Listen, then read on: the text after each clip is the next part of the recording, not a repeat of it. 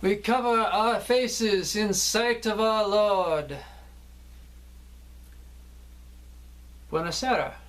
I'm director Percival Rubens. One of the good success stories of my life was a small production that we had started. Originally, this whole thing was one of my first screenplays, one of my first original screenplays. It was right after Mario had looked at me and said, okay, you've done what you can do with my stuff. Let's see what you can do without any hint or any ideas. Just right from the cuff, do whatever you want to do. Now, Mario, before he started this, looked at me and said, now I know just how much you love Lovecraft and that kind of thing. And Mario Bava took me to one of his workshops. And he said, I don't have the time. I wish I did. I don't have the time to make you specifically a monster or a creature. But I do have one sitting aside in my workshop that I made years ago for a production that never actually created itself. It was sort of for one of those kind of Jason the Argonauts kind of things. And he showed me the sculpture he made of a Minotaur. And he showed me how the whole thing worked, and that it had a flame jets that could shoot out the nose and that kind of thing. And I said, that's neat, Mario. And he said, if you want, you can sort of create something with it. And I said, I think I can do that. And I wrote a small play, and I said, this is perfect. This is exactly the kind of thing I was wanting to do. And he looked at me and said, what? And I said, tell me, what's scarier than Cthulhu? And he said, oh my God, I don't know. What is scarier than Cthulhu? And I said, the cult that worships him. Originally titled The Cult of the Minotaur, and then retitled as The Land of the Minotaur, I then had taken the screenplay and cut it down and turned it into a short story, and we released the short story of Cult of the Minotaur by Judd Kane in, I think it was the UK and a few other places, possibly France. I forget exactly. I don't remember who covered it, what magazines we sent it to.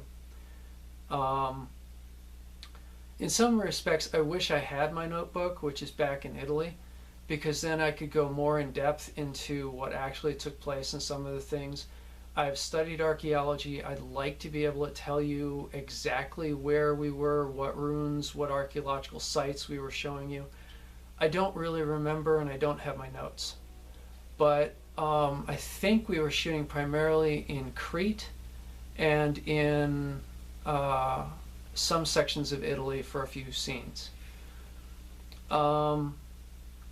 What happened with the production of The Land of the Minotaur is we started off where I looked at Mario and I said, I originally wrote this part for Peter Cushing.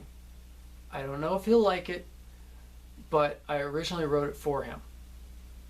So we sent it off to Peter, and Peter read it. And Peter liked it so much that he turned around and handed the script to Donald Pleasance. And Donald said, oh, I have to be the priest. I just have to be. And so Donald joined the group. And then Peter looked at me. Peter had just started up his production company. And he said he thought that this would be bigger than what Mario Bava's films were turning into. And he wanted a chance for this film to do something interesting independently. And he had talked great extensively about this with Mario, and Mario said, okay, whatever works. So Peter went and he talked to a few people in Italy. He talked to a few people from Hammer, a few people from Amicus, and a few other people. And he eventually talked with Arthur Rowe. And Arthur said, I love this piece. I'm going to step in and I'm going to be one of the producers on this film. And we're going to make this happen.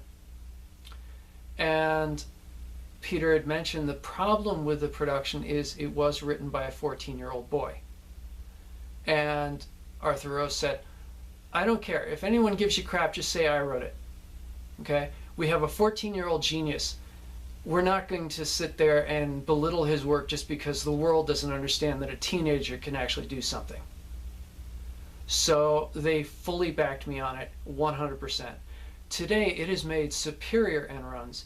It's shown up in small collections of like 5 packs, 50 packs, 20 packs of horror movies that are in the $5 bins at Kmart, Walmart, etc., all over the United States, which is exceptional for the amount of work that we had done. And I really wish I could thank all the people that went into making it so that this small production escaped Italy, escaped England, and went all over the world. And today is probably one of the most seen films in the genre of that kind of stuff. And it's fantastic. It's absolutely fantastic. This production got me a British Golden Quill Award. I went to the award show with Arthur Rowe, and he presented me the Golden Quill for Best Original Screenplay by a starting screenwriter. And that was my first Oscar as a screenwriter. I do a small cameo in the film. I am one of the first people sacrificed. And speaking of cameos, there's also a small cameo, if you notice, of Telly Savalas, who plays one of the priests. It's kind of interesting because it's one of those, look, it's Telly. Wait a minute, where'd he go? Because he was in the middle of doing another production at the time, so he could only come in to do this small piece, and his character just sort of vanished, which was interesting, but one of the parts of the production. And we had a blast with it. We had an absolutely enjoyable time, and I'm very thankful that it has done what it has done. And it was probably one of the best screenplays I had written. I do kind of like some of the other ones, but nothing really has kind of made the power and the impact of a cult worshipping a Minotaur statue, which you could even, with not too little imagination, just say, okay, maybe it's a Cthulhu statue, and it's the same kind of thing. And it really was a lot of fun to do. So, we cover our faces in sight of our Lord.